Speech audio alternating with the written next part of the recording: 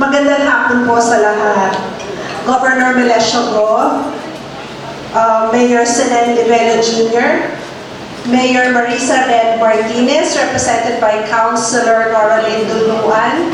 Mayor Senen Livella is represented by Municipal Admin Sarah Jane Pedragoza, Mayor James Martilim, Acting Mayor Edmar F. Frias, on behalf of Mayor Army Carrion, Administrator Carlo Felizardo Jacinto, Councilor Francis Jacinto,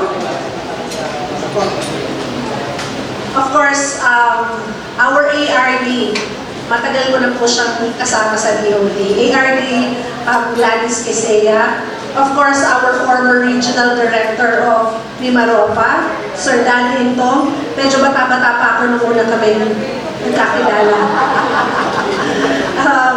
Our colleague, Ms. Lily, of course, our provincial and municipal tourism officers, meron din hindi taga Marinduque, meron tayong taga Palawan, City Tourism Officer, no?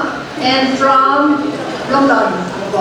And we also have our municipal tourism officers of Marinduque.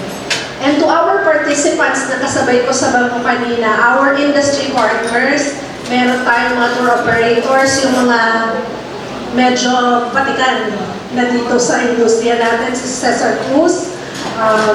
Of course, from our cruise tourism, si Ms. Maricel, and the rest, our content creators, our media friends. At sa lahat po ng ating mga kaibigan, magandang hapon po sa lahat. On behalf of Secretary Dita Angara Matay, na urgently pinapadala po ako dito today. Meron po kaming event kaninang umaga, so hindi talaga siya makakarating. And of course, the whole Department of Tourism family, including our, medyo nagkasakit lang, OIC Regional Director Roberto Alabado. It is my pleasure to be with you here in Marinduque ngayong hapon po. First of all, I'd like to thank everyone for making the trip. And of course, we would like to thank the provincial government of Marinduque. Matagal na pong nauurong itong programa ito, pero gusto talaga namin i-push ang ganitong klaseng programa because of this. Naikot namin halos lahat na ng regions, maliliit na mga lugar sa buong Pilipinas because of the Philippine Experience Program. So, and of course, the leadership of the municipalities of Boac, Buena Vista, Gasan, Mongpog, Santa Cruz, and Torrijos. And of course, our colleagues from DOT Mimaropa for making this caravan possible. And for the warm welcome extended to our guests. Sa pier pa lang, ramdam na ramdam namin ang init ng inyong pag-welcome sa amin dito. We are also pleased to be joined by, as mentioned, our tourism stakeholders and our friends na tutulong sa atin na mag-promote ng Marinduque. Your participation is important because your work helps bring attention to destinations and experiences that deserve to be seen by more travelers. Kaninang umaga po, ni-launch ni Secretary Dita ang ating domestic campaign at ang aming bagong website na Discover More to Love. So we're here now to discover what we can love about Marinduque. So this caravan is an opportunity to experience Marinduque beyond what we usually see in photographs and social media posts. It will allow us to better understand the province, its people, its history, and traditions that continue to shape its identity today.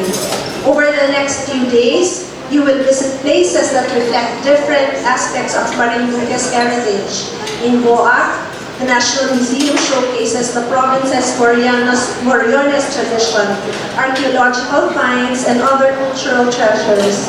You will also see landmarks such as the historic Boac Cathedral, Balay Nepomuceno, and Casa de Don Emilio, which continue to preserve and share important chapters of Marinduque's story.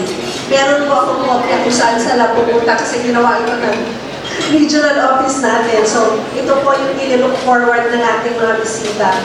We are pleased to know that Marinduque's tourism experience is closely connected to its communities.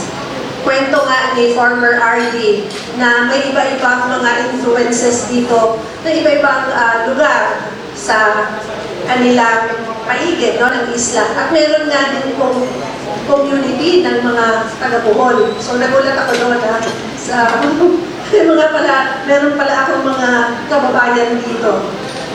Its heritage sites, local traditions, arts, cuisine, and cultural practices are not simply attractions. They remain part of everyday life and continue to be passed on from one generation to the next. For the Department of Tourism, initiatives such as this is important because they help strengthen appreciation of our cultural heritage while creating opportunities for local communities through tourism. They also encourage more Filipinos and international visitors to discover destinations beyond the usual tourism circuits. As you go through the caravan, we hope you take the time to engage with the communities, learn from the people you meet, and experience Marinduque as it is. These encounters will leave the strongest and most lasting impressions. Once again, thank you for joining us sa mga bisita natin galing sa Manila. Na-enjoy niyo naman yung boat ride. I'm sure. Masarap po langapin ang fresh air. Di po galing sa dagat. We hope you have a meaningful and enjoyable stay in Marinduque. Pasensya na po, hindi po ako makaka-attend ng Governor's Night. So, kakausapin po kayo kung ano po yung kakailanganin niyo sa amin na kaya naman namin itulong. And that you leave with a deeper understanding of what makes the province unique. Maraming salamat, mabuhay ang Marinduque, at mabuhay tayong lahat. Love the Philippines!